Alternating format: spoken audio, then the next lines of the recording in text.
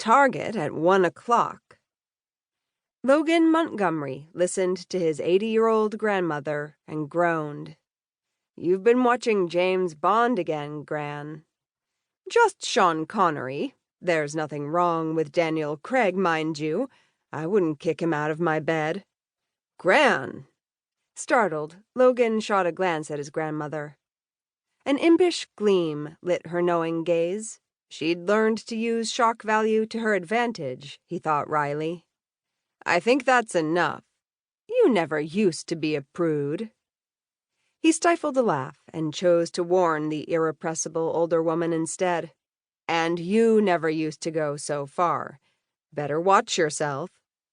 The white-haired woman gave an unrefined, unladylike snort. "If you aren't careful, you'll end up a stuffed shirt like your father. With your influence, not a chance." He drank from a glass of $100 champagne, tasting bubbles and little else. Damn waste of money. A cold beer would taste a hell of a lot better, especially on such an unusually hot and balmy May afternoon. "So tell me why you summoned me to the annual garden gala." He'd hoped he could ignore the formal invitation, hand-delivered to his house as it had been hand-delivered to dozens of others. Although the garden gala was as much a part of Montgomery tradition as baseball was a part of spring, Logan didn't feel the same sense of anticipation for this event. His grandmother Emma was a different story. He adored her. Because of her. His grandmother waved a wrinkled finger in front of his eyes. "Over there by the dogwood tree. She catered this whole party herself. Talent personified." Logan narrowed his gaze. He couldn't see much besides the overwhelming sea of floral prints on the female guests and the stark black-and-white uniforms worn by the help. "All I see is a bunch of penguins," Logan muttered. "I believe servers are the proper term," Emma said. "Couldn't you get the judge to relax the dress code, for God's sake?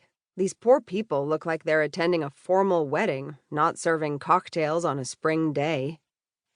He liked parties as much as the next guy, but this uptight excuse for a gathering wasn't the way he'd choose to spend a Saturday afternoon.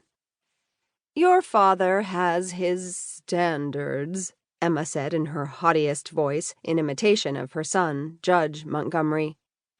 "He believes the help should dress as such. Ridiculous," she muttered. "The man ought to come into the 21st century. Anyway, enough about Edgar for now. Look around. What else do you see?" Logan took 2 steps to the right so he could see around a ridiculous-looking parasol held by one of his mother's friends to protect her skin from the non-existent sun and impending rain. "Well?" A bony elbow nudged Logan in the ribs.